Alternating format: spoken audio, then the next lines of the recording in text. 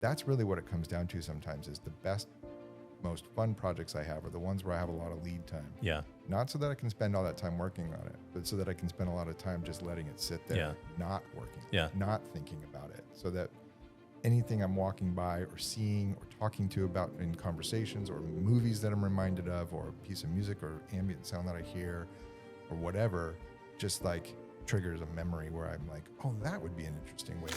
It's happened to me so many times. Mm-hmm. I'm just kind of sitting there twiddling my thumbs with 15 minutes to go to the deadline, and I'm just like, oh, what about this thing? And then Yeah. I'll just hack it together real quick, and That ends up being is the winner. one that ends up going forward.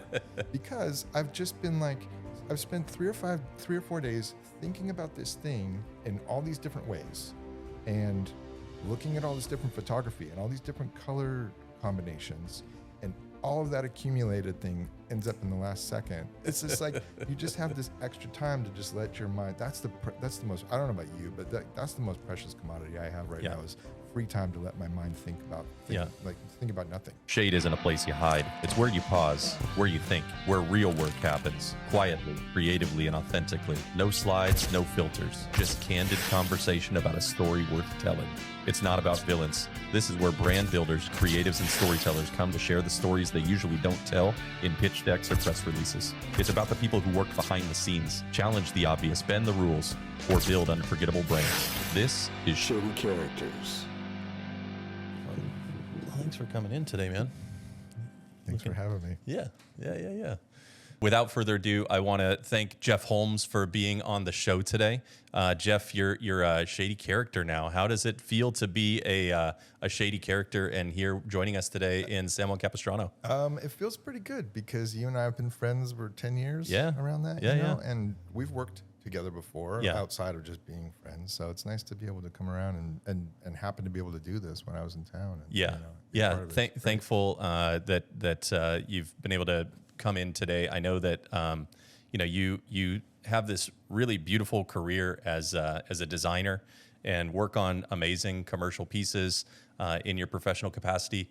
You also have this this amazing gift as a musician, and like we just said, being able to provide the music for the theme song of Shady Characters here.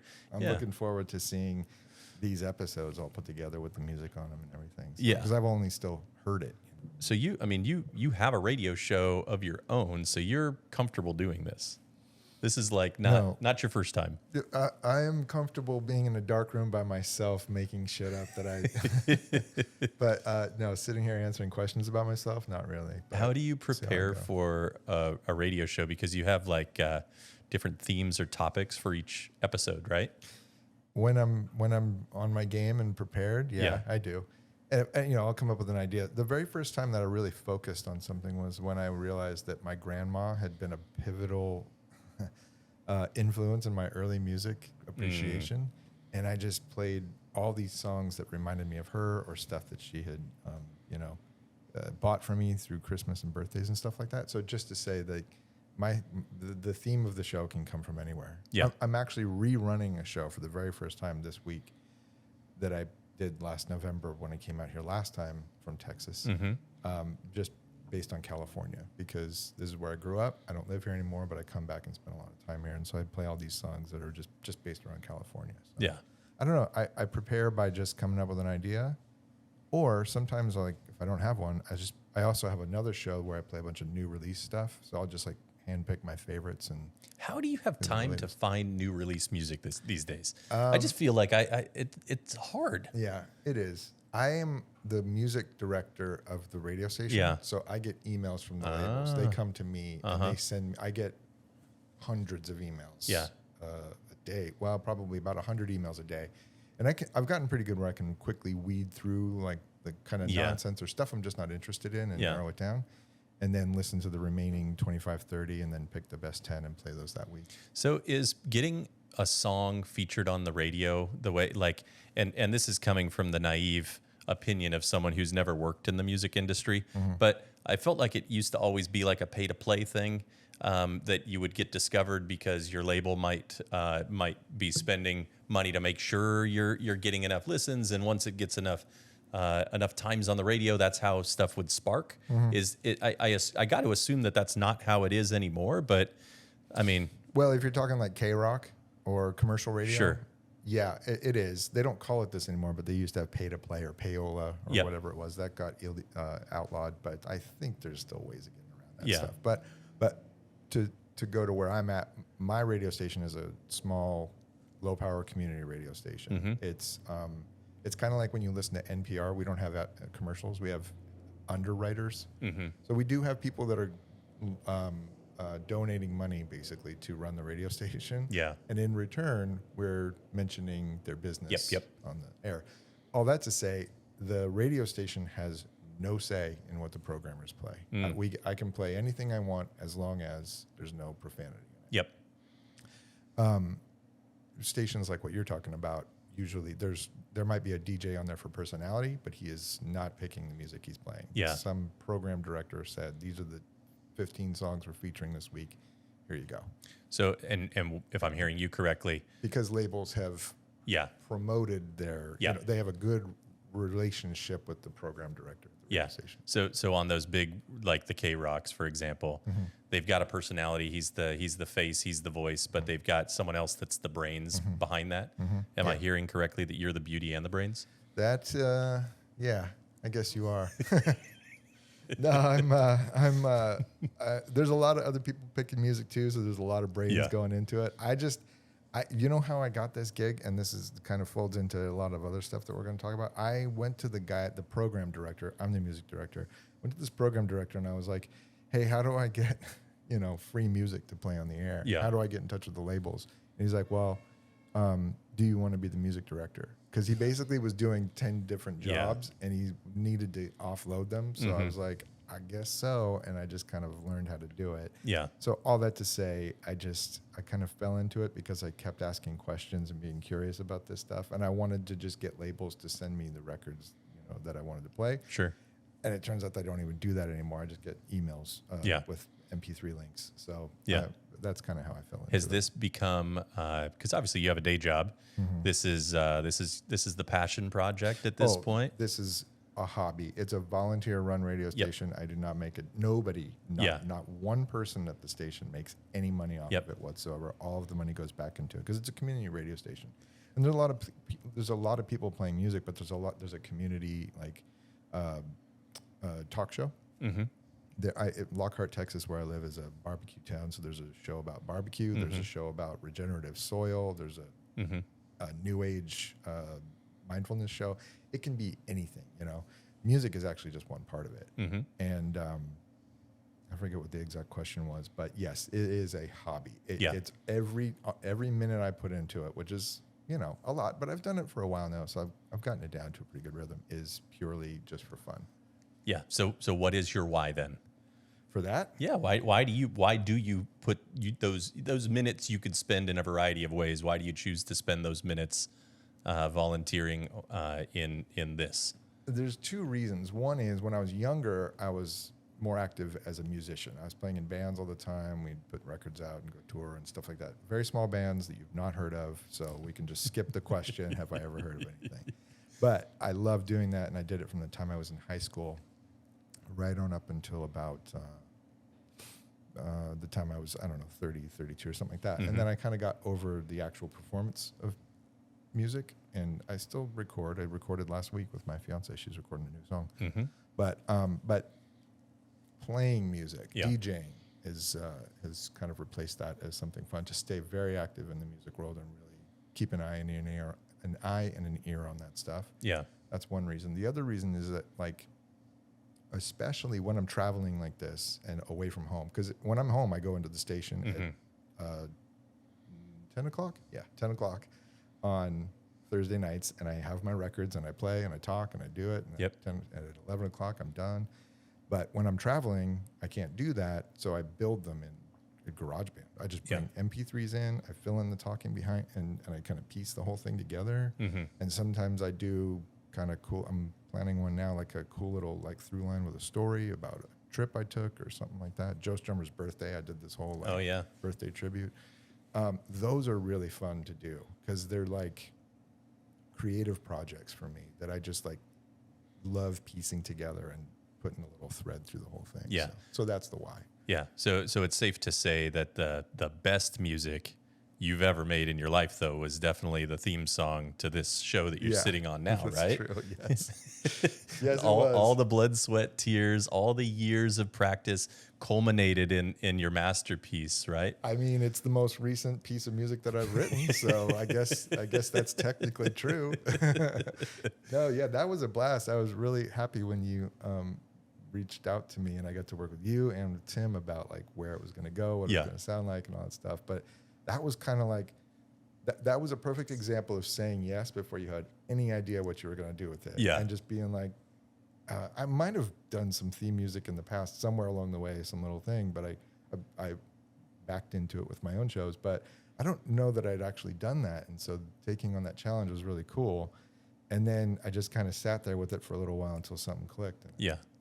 Well, we're very thankful that you said yes before we could undersell it and have you say no. So I think it turned out awesome. We love the sound, and I think that what I appreciate as a non-musician is how much value having how much value music can bring to a story, right? And so like for myself, I'll speak for myself. Like I love being a storyteller, and I think that you as a musician are a storyteller in a different way, and a medium that I have no, I can't even begin to fathom how to bring those stories together. And I think you do it in such a beautiful way. And I'm so thankful that that you gave us that gift of the theme music, and I smile every time I hear it. Oh, that's cool. And one of the other things that I think you have, like, just as a natural charisma, is like you've got this amazing innate ability to be pretty even keel and like just let things happen to you rather than the other way around, maybe forcing things to happen. And I think that what that's shown me is there's this beauty in letting the chips fall in an organic way, and they just seem to surround you in such a beautiful way. And you've had a really incredible life, and so I'm thankful that you're here to talk with us today and tell us a little bit more about that. Definitely. Yeah. That's kind of how that is exactly how it's happened, and that there's a danger of that sounding like I just kind of sit around and wait for things to happen.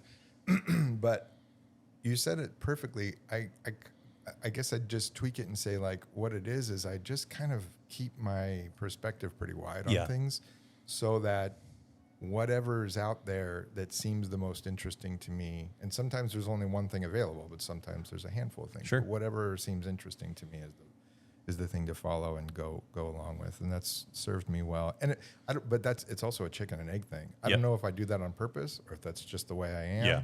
It's just the way it's been. When Sure. I look back across my personal life and my working life, that's just seems to be the way that it's gone time and again. Is it safe to say that you work in a role in a creative director type of role now in a big agency and whatnot? Is it safe to say that wasn't the path when 15-year-old Jeff didn't envision a world where I'm now going to be doing this when I'm in down the road in my career? 15-year-old Jeff had no clue that this career even existed. Yeah. Didn't even know how to start if he did know it existed. And kind of didn't actually know what he wanted to do. I mean, at that age, I was just starting to play guitar and be in bands. And of course, there's always that I would love for my band to be successful so that I can be a pretty famous musician or whatever. But if I'm honest, I never really thought that was entirely probable, I guess, even at that young, naive age. But no, this particular career that I'm in now, I didn't even know what it was. And you see things out in the world, and you know that somebody made them, but I didn't know what a graphic designer was. I really didn't. I happened to be sitting in my parents' living room once. My mom worked for a consulting company, a marketing consulting company, and so she happened to bring home a copy of Communication Arts. You know that magazine? Yeah. Uh-huh. I don't even know. Does that exist anymore? I don't know either. It might be online. Yeah, I was thinking Mm-hmm. about it, but she brought home this magazine once, and I didn't have any clue what it was. I just knew there was a lot of really cool looking stuff in it. Yeah. Really cool photography, design, illustration, communication arts is, I think, mostly advertising based. So Yep. it's all these like ads and posters and all these things. And I was just flipping through this magazine, just like, that is awesome. I remember this jazz poster where it was like a really rough illustration, and the letter forms had been shaped into the instruments and everything. And I was just like, my mind was blown that Yeah. you could do that and not just take a picture of a guy playing a trumpet and put jazz concert and put Yeah. it out the door. You could elevate this stuff Yeah. and use any kind of medium, you know? One of the things I remember about communications arts is I feel like it didn't have like a set style per se, but it focused and featured so many different perspectives. Is that I got to assume that maybe lends itself well for how you work, because I know that you get insight or input or ideas kind of trickle in from many different places, right? How would you describe your creative process? You know, it varies from job to job. It depends a lot on where, what the, whoever the client is, whether that's my, you know, friend asking me for something quick and easy, or a client, or Disney asking for something. Disney is going to have a very thorough brief, pretty much clear on what they want. This is the person to feature, et cetera, et cetera, et cetera. I'll use the theme song for this, for example. I think I asked, do you want this or do you want that? As very broad direction. Yeah. And you guys came back and you said, let's go this way. So I just went that way. And that can be enough sometimes. But yeah, like when it comes down to it, you're right. I remember that about that issue of communication arts that I was looking at. There was all kinds of crazy stuff in there. And yeah, it can be anything. I can be walking around and hear a sound that reminds me of something. And that can trigger a thought that on a project that I'm working on. That's really what it comes down to sometimes, is the best, most fun projects I have are the ones where I have a lot of lead time. Yeah. Not so that I can spend all that time working on it, but so that I can spend a lot of time just letting it sit there, not working on it, not thinking about it, so that anything I'm walking by or seeing or talking to about in conversations or movies that I'm reminded of, or a piece of music or ambient sound that I hear or whatever, just like triggers a memory where I'm like, oh, that would be an interesting way to go down. There's something fascinating about that. So, so let's say, hypothetically, I'm a client and I give you 1 month to work on something, and it's a month's worth of work, and you grind for a month on only that one thing, versus I give you 6 months to work on something and it's 6 months worth of work. You're telling me that the output, after not being so hyper focused on that singular project for a straight month, the output when I have 6 months, just not even to think about it all the time, but just to let things kind of marinate, is a more fruitful process for you. Yeah, it can be, because, you know, it also goes back to how defined the brief is, but like it can be just because so many times I've been working and, you know, I've done that, the grinding, you know, where you're like, okay, I've got a deadline, let's go, let's do it. A lot of times I'll go into a project like that with like, this is how it should probably work. Yeah. This is whatever this thing is, this is what you usually do in this situation. But having that extra time to think about it at my leisure allows for but what else can you do? How else could you come at this? Yeah. What other way could you do this? You know? Yeah. And that just manifests in a lot of different ways. I mean, I've had projects at work where I've had, even crunching the time frame down 3 or 4 days to work on, to get a bunch of comps out for a movie poster or something, right? And let's say in that time it's expected that I'll come up with 5 or 6 comps and get them to a place where they're not totally polished, but enough to communicate the idea to the client. It's happened to me so many times where I've taken those 3 or 4 days and I've gotten my 5 or 6 things done, and I'm putting them up in a folder to send off to our interior, creative director. This was a few years ago. And then I'm just kind of sitting there twiddling my thumbs with 15 minutes to go to the deadline. And I'm just like, oh, what about this thing? And then I'll just hack it together real quick. And that ends up being is the winner. one that ends up going forward. Because I've just been like, I've spent 3 or 4 days thinking about this thing in all these different ways and looking at all this different photography and all these different color combinations, and all of that accumulated thing ends up in the last second Or I took a walk to the bathroom and I saw the cover of some magazine sitting on the table. I was like, oh, I should try something like that. And I run, it's just like you just have this extra time to just let your mind. That's the most. I don't know about you, but that's the most precious commodity I have right now is free time to let my mind think about nothing. Yeah. And just let it, coast. Like, I don't find myself with a lot of free time these days. now with 3 daughters, you probably don't. And I know that I made the joke that my 2 dogs were as much work as your 3 daughters, but I know that's not true. Tim made that joke for a long time about his one dog before he had a kid, and then he quickly backpedaled. And I wish he was here to stand on this as he goes, "Oh yeah, I didn't know what I was talking about when I made that comment about how Rupert was just as much work as your kids." But yeah. So what are you working on now that gets you excited?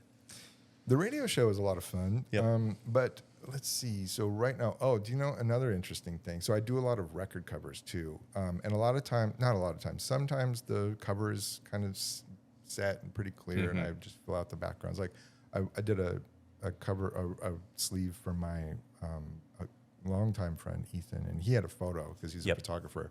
He's like, just take this photo, do what you want with it, and then roll that out to the rest of the packaging. And then right now, one of my very, very first bands, this punk band called the Dingies, we released our first album in '97, and it was only on CD. Yeah. It never came out on vinyl. And it wasn't, there were things wrong with it. There were things that we didn't like as far as the artwork goes. Or maybe it was just a matter of it was 1997 and we were a bunch of punk kids. You guys have evolved now. Yeah. The style has evolved. Yeah. This was before I was a designer. This was before I knew what I was doing or anything. And recently a reissue company in Denver, this company called Unoriginal Vinyl, approached us about remastering and repackaging this thing and finally putting it out on vinyl. So a couple of things had to happen. It needed to be completely rebuilt because the original files don't exist anymore. And have those kind of things and fleshed out in a different way, because when we first did it, it was like, a little CD package with 2 folds on it or whatever. Well, now it's going to have a sleeve for the record, a big picture on the back, a big picture on the front, a couple of things added into there. And so I took that opportunity to be like, I'm going to rethink this thing from the ground up. It will still have the original kind of intent to the artwork, but I get the opportunity to kind of do all the things that I always wanted to fix about this thing and a few more things. So that's one thing I'm really excited about. I just sent those files off this morning. Actually. Yeah.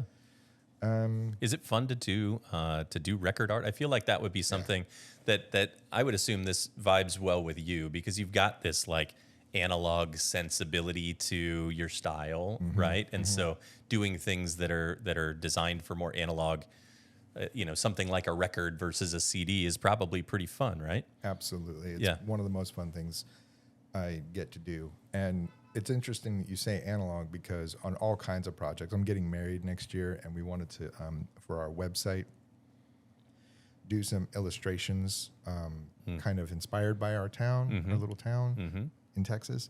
And I cannot draw. Oh, that's another thing I should say. I am not a fine artist in any way. I cannot draw anything, but I can trace. Yeah. And so I will. So can my 5-year-old. Yeah, well, there you go. Show me some of her work.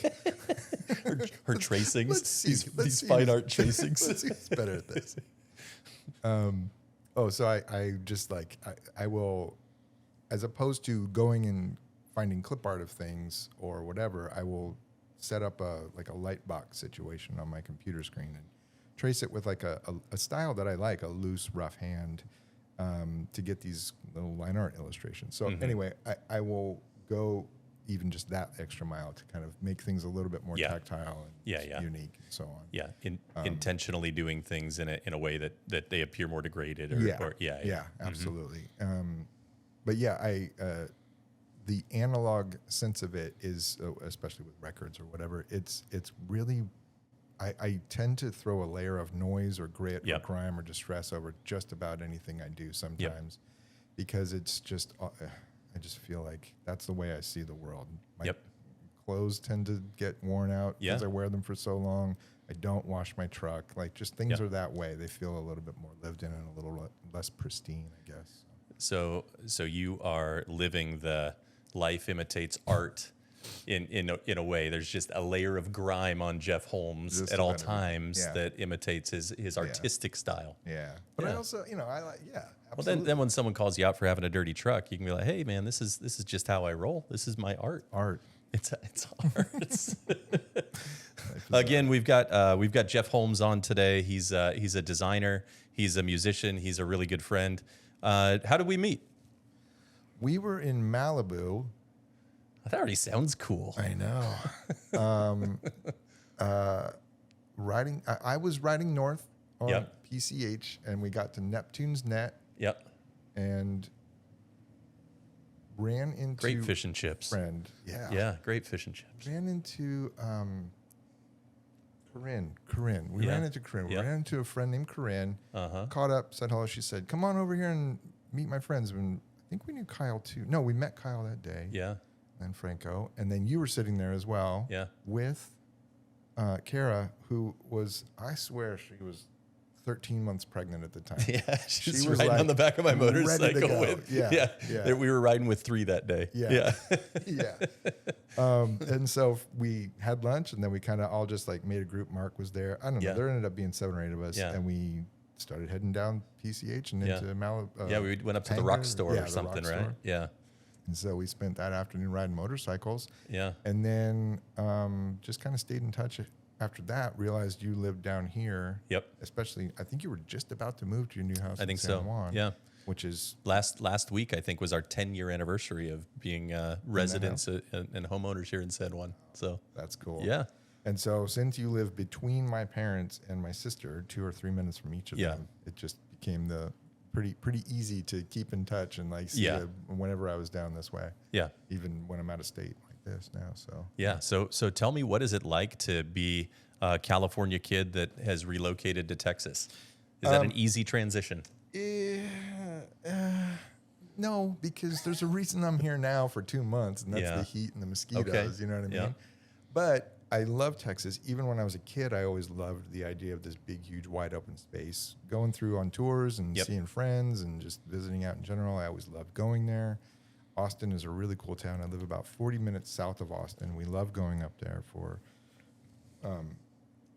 dinners and lots of friends up there. Obviously, a lot of music and so on. But even that one, like we were talking about before, even that was not a conscious decision. After the pandemic, my company, who I've been with the entire time, basically, I took a little bit of a break at one point, but since 2014, I've worked for the Yeah. same agency. But when they said that we didn't need to come back to the office, I just was like, all right, well, there was a whole lot of stuff that happened in the lead up to that. I was living out of the country. I was living in Amsterdam, actually, running an office. Oh, for a yeah, company. that's right. Yeah, so we had opened an office in And Amsterdam. then the pandemic hits. Yeah, And I they was, go get home from Amsterdam. Yeah, I was because Yeah. I was on track to stay there. I was Yeah, going to just that's keep running right. that office. Yeah. And then they decided that since we didn't know what the pandemic was going to be, what COVID Yeah. was going to be, they shut down that office. I came home. I was kind of floating with nothing to do. One thing I knew was that I couldn't afford to buy a house in California where I was at, or where I wanted to be anyway. So I was like, I'm going to go and see what else is out there, and just see where else I might want to go. And I started looking through the Southwest, and I went to Santa Fe, thought that looked pretty good. But then I ended up in Marfa, Texas, in far west Texas for like a year and just rented a place. It wasn't just about buying a house. It was also about just seeing something totally new. Sure. Besides growing up in Orange County, I lived in Los Angeles for 15 years. I didn't want to live in a city anymore. And I'd just come from Amsterdam, which is a totally different type of city. I was like, I think I want to shake it up again. So I went to the middle of nowhere in Texas, literally the middle of nowhere, and just to do kind of a hard reset and just try something brand new. Yeah. And see where that, see Yeah. which trajectory that sent me off in. Yeah. And eventually I wanted to be around, some hospitals and a Sure. supermarket. Marfa's pretty rural. I've been through Marfa Yeah, before. it is. Yeah, it's a remote place. It's beautiful and I love Yeah. it. And there's a lot to recommend it. It actually reminds me a lot of Joshua Tree, actually, because it's high desert. But but without the same foliage and all that. But that sent me off to not going to Austin, but getting closer to Austin. So that's why I landed in Lockhart and found a house, found a wonderful partner named Emmy, who's going to be my wife next April. And that just kind of like set me there. But, and we talk about this a lot now, we're not even really locked there because I've moved around a lot by choice because I'm kind of in the same way that my work is kind of varied and draws from all sorts of things. I like being in a lot of different places. I like traveling a lot. I have no intention of staying in Texas for the rest of my life. Sure. We're going to figure out a place to move on to. But it is nice because of the freedom of our jobs that we get to spend time out here as well, too. Yeah. Move around a little bit. Yeah. No, I love that. And I always find so much inspiration hearing, like, you guys do some really cool stuff, man. You do some great travel. I feel like you live life to the fullest in a really fun and unique way. And so it's always really fun to stay connected. It's made it really easy for me to want to stay connected because I feel like you live a really fun life, man. And it's really cool to hear about.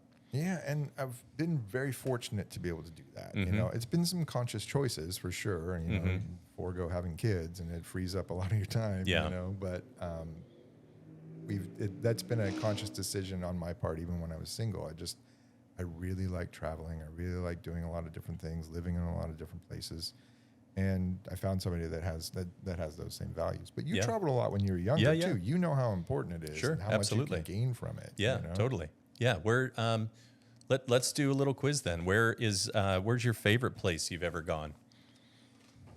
Well, the south of France is pretty beautiful. Yeah. My favorite place I've ever gone, I don't know. Is that Carnival Cruise in the Caribbean? Yeah, probably the one with the Disney cruise. Yeah, the one with the slide and the go-karts. Talk about natural beauty, eighth wonder of the world. Yeah, I know. I mean, the thing is, the very first time I ever visited Amsterdam, I loved the city. I to be honest with you, I didn't have a whole lot of interest in Amsterdam. More bikes than people, is that true? Maybe. I feel like that was a stat I heard once. Might be. Yeah. Maybe. But it is just a beautiful, beautiful city. And so when I got the opportunity to go back and actually live there, it just unfolded in a lot of different ways. You know, it's just a beautiful city. But as far as like one of my favorite places and where I'd love to live someday is the south of France. I haven't gotten to see Italy too much, but that might be in our future as well. But those European countries are great because they're just great. Yeah. But also, for me personally, the pace of life is something I really enjoy. Like you can kind of what I'm doing now, you can get close to a big city when you need it, but get outside of it and be a little bit quieter and separated. And just the food, the pace of life, you know, when you start work, when you finish work. Yeah, a little afternoon siesta. Never hurt anyone. Yeah. Why aren't we modern? Why aren't we normalizing afternoon siesta and coffees? And I don't know, man. Yeah. That I don't know. But like going to those places has been great because the very first time I ever went to the UK was great because like I listened to so many bands from England when I was young that when I first got over there and we were on tour, so we were going to a lot of different places and there were all these places that I recognized like, oh, this band is from here, this band is from here. You know, this song features this place name in it. It's like that kind of stuff was always cool to me too. Yeah. Who? So talking about bands that you grew up liking. Who were some of the best bands in your mind, or who were been some of the most influential bands for you? The North Star. Well, there's two of them really. When I was a bit younger, U2 was it for me. Yeah. Because when I was about, I don't know, in the early '80s, their videos were all over MTV, and I just thought The Edge had the coolest guitar, and they were serious. You know what I mean? There was something about their seriousness that I really liked. I liked a lot of bands. I loved Duran Duran too. Like I loved not serious bands, but there was something about U2 and how serious they were that I really loved. Is that why you wear those blue wraparound lens glasses still? Yeah. Is that? Yeah, totally. Can't even see in them. I'm just like. But then as I got older, the band that kind of supplanted that was The Clash, and again, very serious band, but just like they brought in a lot more energy to, or not more energy, but a different energy. But they also folded in reggae music, and I was really getting into reggae at that time too. So those are some of the big ones. But now I've always listened to a lot of stuff. Another thing, like everything is interesting to me. Mm-hmm. You know, reggae music, classical music, country music, it all is the same to me for whatever mood I'm in, whatever I can kind of learn from it, I guess, you know. Now I listen to a lot of jazz and a lot of, to be honest with you, like ambient music. Yeah. Like we'll be at home because we both work from home and just listening to like really mellow classical music all day or something like that to just kind of soundtrack the day, really. You know what I mean?